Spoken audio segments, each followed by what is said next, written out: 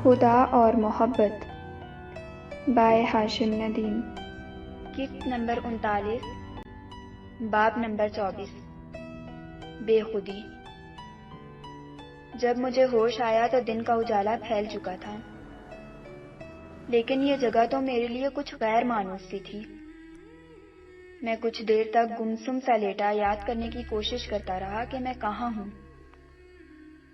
رات کو تو خیرو مجھے تانگے میں لاد کر اسٹیشن کے لیے ہی نکلا تھا۔ پھر یہ کشادہ سا کمرہ، صاف ستھرا سا بستر، اجلے اجلے سے پردے اور بڑے بڑے سے روشن دانوں اور کھڑکیوں والا ٹین کی 7 ٹائپ چھت والا کمرہ کس کا تھا؟ کچھ فاصلے سے ٹرین کا بھونپو بجا اور ٹی ٹی کی سیٹی سنائی دی۔ مطلب یہ جگہ اسٹیشن کے قریب ہی تھی۔ پر یہ کس کا گھر ہے؟ میں نے اٹھنے کی کوشش کی، لیکن سر اٹھاتے ہی مجھے ایسا لگا جیسے میرے سر کی جگہ لوہے کا کوئی بھاری گولا میرے کاندھوں کے ساتھ جوڑ دیا گیا ہے۔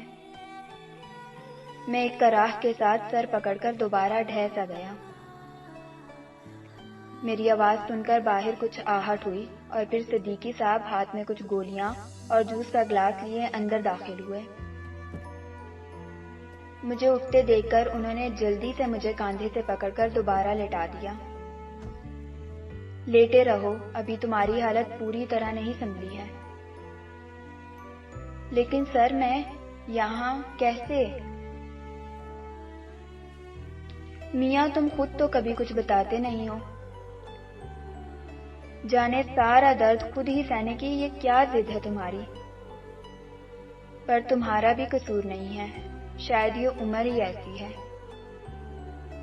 انہوں نے مسکرا کر 2 گولیاں میرے منہ میں ڈال کر زبردستی آدھا گلاس پانی میرے حلق سے نیچے اتار دیا۔ مجھے انہیں یوں اپنی خدمت کرتے دیکھ کر بڑی شرمندگی ہوئی۔ میں نے پھر اٹھنے کی کوشش کی۔ سر میں اب ٹھیک ہوں، پر میں یہاں آیا کیسے؟ انہوں نے تکیہ میری پشت پر سیدھا کر کے مجھے بیٹھنے میں مدد دی۔ خیرو تمہیں شدید بخار اور ہذیان کی کیفیت میں 3 دن پہلے رات کو یہاں اپنے تانگے پر ڈالے لایا تھا۔ میں اچھل ہی تو پڑا تھا۔ 3 دن پہلے؟ لیکن میں تو کل رات۔ ہاں میاں، تم 3 دن تقریباً بے سدھ ہی بخار میں پڑے سڑتے رہے ہو۔ میں نے سوچا ریلوے کے اسپتال سے بہتر ہے کہ یہیں گھر پر ہی تمہاری نگہداشت کی جائے۔ ڈاکٹر روزانہ 3 وقت آتا رہا ہے۔ شکر ہے کہ آج صبح سے بخار کچھ ٹوٹا ہے، لیکن ابھی تم کو آرام کی شدید ضرورت ہے، لہذا کسی بھی قسم کی ضد کی کوئی گنجائش نہیں ہے۔ جب تک ٹھیک نہ ہو جاؤ یہاں سے ہلنے کی کوشش نہ کرنا۔ یا خدا، میں 3 دن سے اس بیماری کی حالت میں یہاں اس شریف انسان پر بوجھ بنا رہا۔ مجھے اپنی کیفیت پر غصہ آ گیا۔ میں نے انہیں اتنی تکلیف پہلے ہی دے دی تھی، اب مزید نہیں۔ سر آپ یقین کریں میں اب بالکل ٹھیک ہوں۔ پہلے ہی 3 دن آپ اور آپ کے گھر والوں پر بوجھ بنا رہا ہوں، مجھے مزید شرمندہ نہ کریں۔ میاں، پہلے تو یہ بوجھ والی بات واپس لے لو۔ دوسری بات یہ کہ میں اس گھر میں اکیلا ہی رہتا ہوں۔ بیوی سے مزاج نہیں مل پایا، لہذا وہ سال میں 10 مہینے میکے میں ہی گزارتی ہیں۔ اولاد کوئی نہیں، بس میں ہوں اور گھر کے 2-4 نوکر ہیں۔ خوب مزے میں کٹ رہی ہے۔ وہ دھیرے سے مسکرائے۔ ویسے بھی آدمی بنا شادی کے تنہا رہے تو اتنا مزہ نہیں آتا جتنا شادی کے بعد بیوی کے میکے جا کر رہنے کی صورت میں تنہائی میسر آنے کے بعد آتا ہے۔ یقین نہ آئے میری بات پر تو شادی کے بعد بیوی کو میکے بھیج کر کبھی تنہا رہ کر دیکھنا۔ میں بھی مسکرا دیا۔ آپ کی بڑی مہربانی سر، لیکن میں اس طرح یہاں کیسے رہ سکتا ہوں؟ میں جانتا ہوں میں آپ کی تنہائی میں مخل ہوتا رہا ہوں۔ ارے یار، تنہائی تو اپنی جنم جنم کی ساتھی ہے، وہ بھی میرے ساتھ رہتے رہتے کبھی کبھی اکتا سی جاتی ہے، اس کی تم فکر نہ کرو۔ میری لاکھ ضد کے باوجود صدیقی صاحب نے مجھے اس گھر سے تو کیا، اس کمرے سے بھی باہر نکلنے نہیں دیا۔ البتہ شام کو جب نوکر نے برآمدے میں چائے لگ جانے کی اطلاع دی تب وہ مجھے لیے برآمدے میں آ گئے۔ کوئٹہ میں ریلوے اسٹیشن کے سامنے سے ہوتی ہوئی ایک ذیلی سڑک آگے جا کر بائیں ہاتھ کو ایک مرکزی سڑک سے مل جاتی ہے۔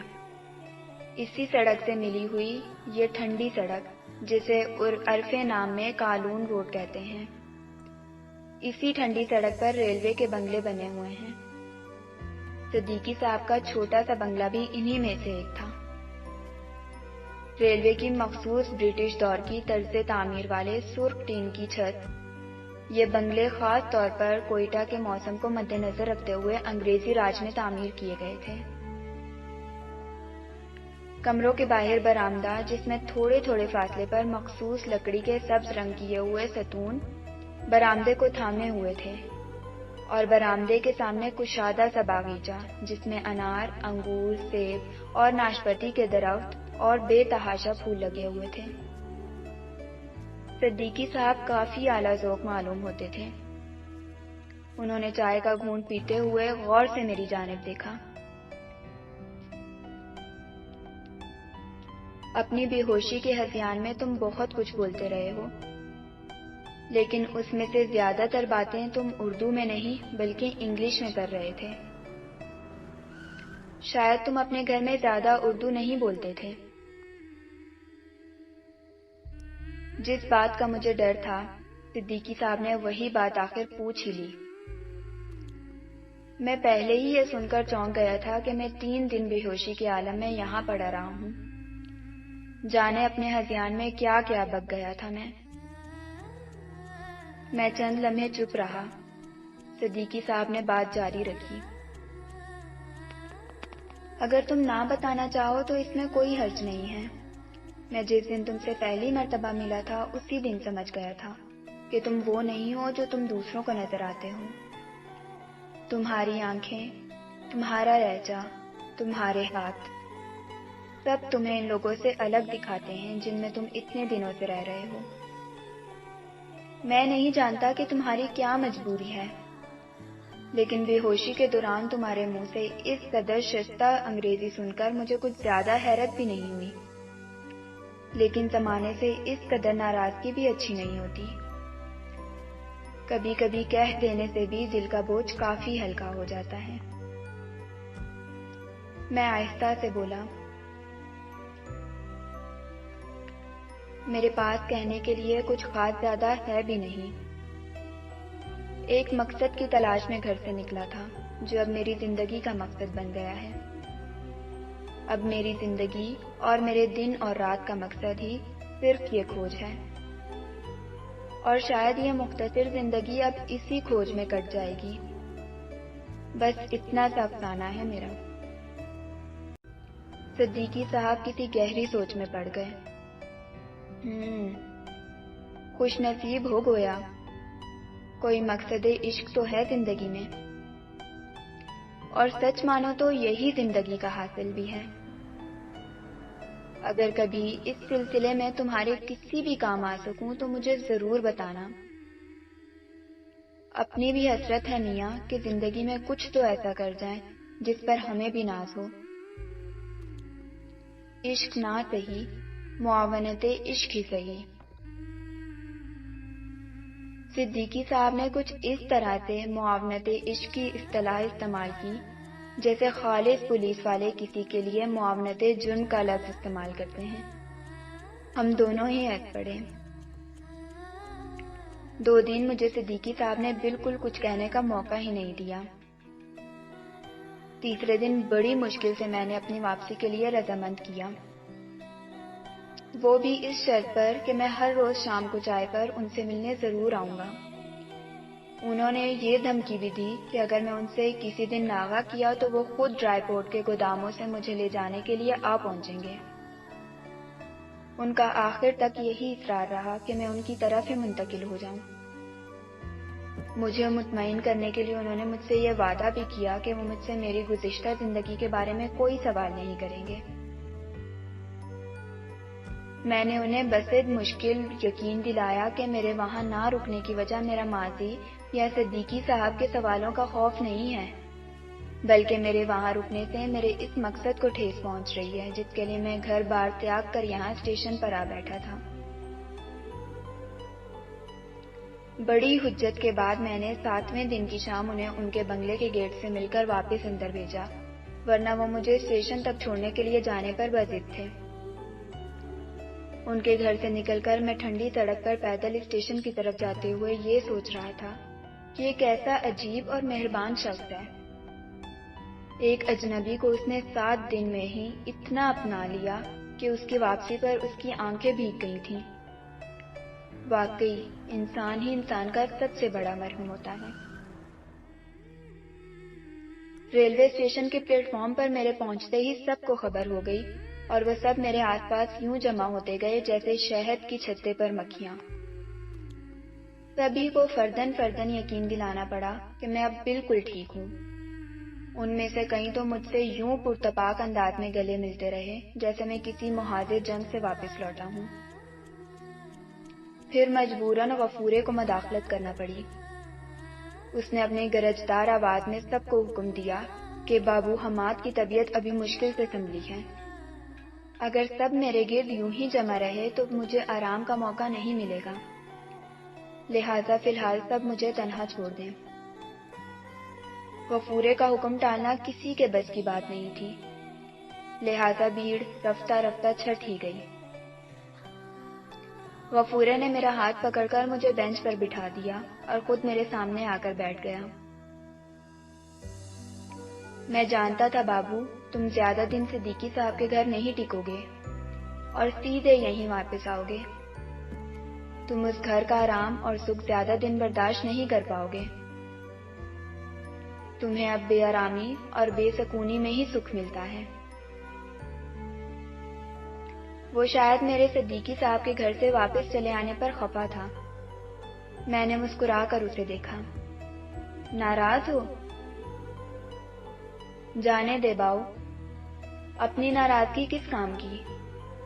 تو نے غفورے کو کبھی اپنا سمجھا ہی نہیں، ورنہ اس مولوی والی بات کو مجھ سے نہ چھپاتا۔ میں نے حیرت سے اس کی طرف دیکھا۔ ہاں باؤ، خیرو تانگے والے نے مجھے سب کچھ بتا دیا ہے۔ قصور اس کا بھی نہیں تھا۔ اس دن جب تم بخار میں اس مسجد میں اندر گئے اور پھر بہت دیر تک باہر نہیں نکلے تو خیرو گھبرا کر تمہارے پیچھے اندر مسجد میں گھس گیا تھا کہ کہیں تمہاری طبیعت زیادہ خراب نہ ہو گئی ہو۔ اندر جانے سے پہلے ہی اس نے تمہاری اور مولوی صاحب کی باتیں سن لی تھی، پر خیرو بھی یاروں کا یار ہے، اس نے یہ باتیں اور کسی کو نہیں بتائیں۔ وہ تمہیں صدیقی صاحب کے گھر چھوڑ کر سیدھا میرے پاس آیا تھا۔ شاید وہ مجھے کبھی کچھ نہ بتاتا، پر وہ تیری حالت دیکھ کر بہت پریشان ہو گیا تھا کہ خدا نہ خواستہ کہیں تجھے کچھ ہو ہی نہ جائے۔ اگر ایک آدھ دن مزید تیری حالت نہ سدھرتی تو ہم سیدھے تیرے گھر چلے جاتے بتانے کے لیے۔ میں پھر حیرت سے چونکا۔ میرے گھر؟ ہاں باؤ، خیرو نے سن لیا تھا جو بھی اس مولوی نے کہا تھا۔ تو لاٹ صاحب کا بیٹا ہے، ہمیں سب پتہ چل گیا ہے۔ شاید غفورہ کمشنر صاحب کو ہی لاٹ صاحب کہہ رہا تھا۔ مولوی صاحب نے اس دن مجھ سے کہا تھا کہ تم جہاں بھی جاؤ گے کمشنر کے بیٹے ہی کہلاؤ گے، مطلب میرا ہر راز کھل چکا تھا۔ شاید اب یہاں سے بھی میری رخصت کا وقت ہو ہی چلا تھا۔ آج نہیں تو کل یہ سب لوگ میری اصلیت جان جائیں گے۔ مجھے اب یہاں سے چلے جانا چاہیے تھا۔ غفورہ غور سے مجھے دیکھ رہا تھا، اس نے جیسے میرے خیالات پڑھ لیے۔ لیکن خبردار جو تو نے اب یہاں سے کہیں اور جانے کا سوچا بھی تو۔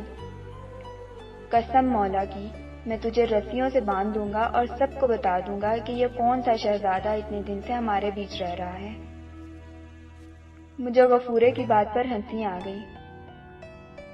اس نے فوراً میرے ہاتھ پکڑ لیے اور روحانسا سا ہو کر بولا، دیکھ باؤ، تجھے میری دوستی کا واسطہ، اب یہاں سے کہیں نہ جانا۔ میں وعدہ کرتا ہوں کہ تیری کوئی بھی بات باہر نہیں نکلے گی، پر تو اگر یہاں سے چلا گیا تو غفورہ زندگی بھر اپنا چہرہ نہیں دیکھ پائے گا۔ ٹھیک ہے، میں کہیں نہیں جاؤں گا، لیکن میری بھی ایک شرط ہے، میں روزانہ کی طرح اپنا سارا کام خود ہی کروں گا۔ تم مجھ سے دوستی میں یا میرے گھر کی حیثیت کی وجہ سے کوئی خاص سلوک نہیں کرو گے، ورنہ میں ایک دن بھی یہاں نہیں رکوں گا۔ غفورے نے خوشی سے میرے ہاتھ چوم لیے، پھر اس کی آنکھوں میں نمی کی لہر دوڑ گئی۔ تو واقعی اس دنیا کا نہیں ہے، پر تیری محبت کی قدر یہاں کون جانے گا؟ تو بولے تو میں خود جا کر اس مولوی کے پیروں میں گر جاؤں گا، ساری زندگی اس کی غلامی کروں گا، بس تو ایک بار حکم کر دے۔ نہیں، یہ معاملہ حکم کا نہیں ہے، عرض کا ہے۔ میں نے بھی عرضی ڈالی ہوئی ہے، اب سوائے انتظار کے اور کوئی چارہ نہیں۔ غفورے کی آنکھوں میں میرے لیے ایک خاص سی عقیدت در آئی تھی۔ وہ بہت دیر تک میرے پاس بیٹھا ادھر ادھر کی باتیں کرتا رہا۔ کچھ دیر کے لیے خیرو تانگے والا بھی آیا اور بہت دیر تک مجھ سے گلے مل کر اس نے مجھے جکڑ رکھا۔ یہ غریب لوگ بھی جذبوں کے معاملے میں کتنے امیر ہوتے ہیں، جس کسی کو ایک بار دل میں بٹھا لیں تو پھر اس پر اپنا سب کچھ نچھاور کر دینے کے لیے ہمہ وقت تیار رہتے ہیں۔ بس شرط صرف اتنی سی ہے کہ کوئی ان کے دل کو چھو لینے والا ہونا چاہیے۔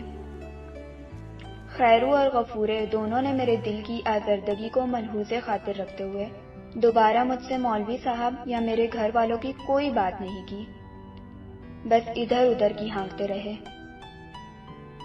وہ دونوں ایک معاملے میں ایک دوسرے کے حریف بھی تھے۔ دونوں کا پسندیدہ فلم اداکار دلیپ کمار تھا، اور دونوں ہی ہمہ وقت خود کو دلیپ کمار کا حقیقی پرستار ثابت کرنے کی بھرپور کوشش میں لگے رہتے تھے۔ خیرو ہر وقت کسی ایک فلم کا حوالہ دیتا تھا جس میں دلیپ صاحب نے تانگے بان کا کردار ادا کیا تھا، اور خیرو بتاتا تھا کہ جس دن سے اس نے وہ بلیک اینڈ وائٹ فلم دیکھی ہے، تب سے وہ دلیپ کمار کی طرح ہی تانگا چلاتا ہے۔ وہاں غفورے کو ایک ایسی فلم یاد تھی جس میں اس کے پسندیدہ ہیرو نے مزدور لیڈر کا رول بالکل اسی طرح ادا کیا تھا جس طرح غفور از خود اصل زندگی میں تھا۔ عام طور پر جب یہ دونوں اکٹھے ہوتے تھے تو میں جان بوجھ کر دلیپ کمار صاحب کی کوئی بات چھیڑ دیتا تھا، جس کے بعد گھنٹوں ان دونوں کی بحث جاری رہتی، اور یہ بحث آخرکار دونوں کے اس دن کے جھگڑے کی صورت میں ختم ہوتی۔ اس دن بھی خیرو غصے میں روٹ کر چلا گیا کیونکہ غفورے نے اس سے کہہ دیا تھا کہ دلیپ کمار جیسے بڑے اداکار کو تانگے بان جیسا معمولی کردار ادا نہیں کرنا چاہیے تھا۔ ہم دونوں خیرو کے اس جذباتی پن میں اٹھ کر چلے جانے پر بہت دیر تک ہنستے رہے۔ پھر اچانک جیسے غفورے کو کچھ یاد آ گیا اور اس نے اپنے ہی سر پر زور سے ایک چپت لگائی۔ دھت تیری کی غفورے، پھر بھول گیا نا؟ میں نے حیرت سے غفورے کی جانب دیکھا۔ کیا ہوا، کچھ بھول گئے ہو کیا؟ باؤ تیرے آنے کی خوشی میں دیکھ ذہن سے ہی نکل گیا تھا۔ تیرے بیمار پڑنے کے بعد پچھلے ہفتے میں ایک داڑھی والا جوان سا لڑکا 2 بار تیرا پوچھتے ہوئے اسٹیشن آیا تھا، بھلا سا نام بتایا تھا اس نے۔ غفورہ ماتھے پر ہاتھ رکھے نام یاد کرنے کی کوشش کرنے لگا۔ میرا دل اچھل کر حلق میں آ گیا، میری زبان جیسے تالو سے چپک سی گئی اور میں نے سرسراتی سی آواز میں نام دہرایا، عبداللہ۔ غفورے نے خوشی میں زور سے تالی ماری۔ ہاں عبداللہ، یہی نام بولا تھا اس نے۔ بڑا پریشان لگ رہا تھا۔ میں نے تیری بیماری کے بارے میں اسے بتا دیا تھا۔ کل پھر آیا تھا، کہہ رہا تھا کہ تجھے یہ پیغام دے دوں کہ ٹھیک ہوتے ہی شاکر صاحب سے مل لینا، شاید کوئی ضروری کام ہو۔ میرے ذہن میں جیسے دھماکے سے ہونے لگے تھے۔ عبداللہ یہاں کیوں آیا تھا؟ اس نے مجھے شاکر سے ملنے کا کیوں کہا ہے؟ کہیں مولوی صاحب کی طبیعت؟ نہیں، ایسا نہیں ہو سکتا۔ لیکن عبداللہ تو خود یہاں نہیں تھا، وہ تو ایمان اور ان کے گھر والوں کو لے کر مچ گیا ہوا تھا، اور جس دن میں مولوی صاحب سے آخری مرتبہ مسجد میں ملا تھا تب تک وہ واپس نہیں آیا تھا۔ میرا دل جانے کیوں ڈوبنے لگا تھا۔ مغرب کے اذان کا وقت تھا۔ میں نے خیرو کو فوراً پیغام بھجوایا کہ تانگا تیار رکھے۔ غفورے نے مجھے لاکھ منع کیا کہ ابھی دیر ہو گئی ہے اور میری حالت بھی پوری طرح نہیں سنبھلی ہے۔ میں کل شاکر سے ملنے چلا جاؤں، لیکن اب میرے دل کو ایک پل بھی قرار نہیں تھا۔ میرا دل چاہ رہا تھا کہ میں پلک جھپکتے ہی پرانی حویلی پہنچ جاؤں۔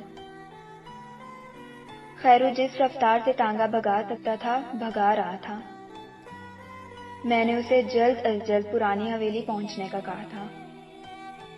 شہر کی مرکزی سڑکوں پر کچھ خاص رش نہیں تھا۔ جلد ہی ہم شہر کے مضافات میں حویلی کو جاتی ہوئی لمبی سڑک پر پہنچ چکے تھے۔ میں اپنے ہی وسوسوں اور خیالات میں ڈوبا ہوا تھا، خدا خیر ہی کرے۔ اس وقت چونکا جب خیرو نے حویلی کے گیٹ کے سامنے پہنچ کر زور سے گھوڑے کی لگامیں کھینچی۔ میں نے خیرو کو وہیں رکنے کے لیے کہا۔ نگہت حویلی کے دالان میں ہی کچی خوبانیوں کو، جو شاید دھوپ میں سوکھنے کے لیے ڈالی گئی تھی، حویلی کے نوکروں سے جمع کروا رہی تھی۔ مجھے دیکھتے ہی وہ سب چھوڑ چھاڑ کر بھاگتی ہوئی تیزی سے میری طرف آئی۔ کچھ دیر تو اسے اپنا سانس سنبھالنے میں ہی لگ گئی۔ وہ میرے چہرے اور ہاتھوں کو بے تابی سے ٹٹولتی رہی۔ کیا ہو گیا تھا آپ کو بھیا؟ بیمار کیسے ہو گئے تھے؟ کتنے کمزور لگ رہے ہیں، یہ کیا حالت بنا رکھی ہے آپ نے؟ مجھے اس کے سوالات کی بوچھاڑ سے بچنے کے لیے اپنی بیماری کے بارے میں مختصراً بتانا پڑا۔ پھر میں نے چھوٹتے ہی اس سے شاکر کے بارے میں سوال کیا کہ وہ کہاں ہے۔ میں نے نگہت کو عبداللہ کے پیغام کے بارے میں بھی بتایا۔ نگہت نے شاکر کے بارے میں تو یہ بتایا کہ وہ ابھی ڈیوٹی سے واپس نہیں آیا۔ جانے مجھے ایسا کیوں لگا کہ وہ عبداللہ کے پیغام کے بارے میں بھی جانتی ہے، لیکن بتانے کی ہمت نہیں کر پا رہی۔ مجبوراً مجھے اس کو اپنی قسم دینی پڑی۔ نگہت شاید پہلے بہت دیر سے ضبط کر رہی تھی۔ میرے یوں اصرار کرنے پر اس کے ہاتھوں سے ضبط کا دامن چھوٹ گیا اور وہ پھوٹ پھوٹ کر رو پڑی۔ میرا دل تو پہلے ہی اول کھائے جا رہا تھا۔ نگہت کی یہ حالت دیکھ کر تو میں جیسے بالکل ہی بوکھلا گیا تھا۔ خدا کے لیے نگی، کچھ تو بتاؤ، کیا ہوا ہے؟ مولوی صاحب کے گھر میں سب خیریت تو ہے نا؟ ایمان تو ٹھیک ہے نا؟ نگہت نے عجیب زخمی سی نظروں سے میری طرف دیکھا، جیسے کوئی پانی پلانے والا حسرت سے کسی دم توڑتے سپاہی کو میدان جنگ میں آخری گھونٹ سے پہلے ہی اس کی سانس رکتے ہوئے دیکھتا ہے۔ مولوی صاحب نے ایمان کا رشتہ طے کر دیا ہے۔ اگلے ماہ کی 15 کو اس کی رخصتی ہے۔ ہماری ویڈیوز کو لائک اینڈ شیئر کریں اور ریڈ بٹن پر کلک کر کے ہمارے چینل کو سبسکرائب کر لیں اور آل نوٹیفیکیشن آن کر لیں تاکہ ہماری ہر نئی آنے والی ویڈیوز سب سے پہلے آپ کو ملتی رہیں، اور کمنٹ کر کے ہمیں بتائیں کہ آپ کو ہماری ویڈیوز کیسی لگیں۔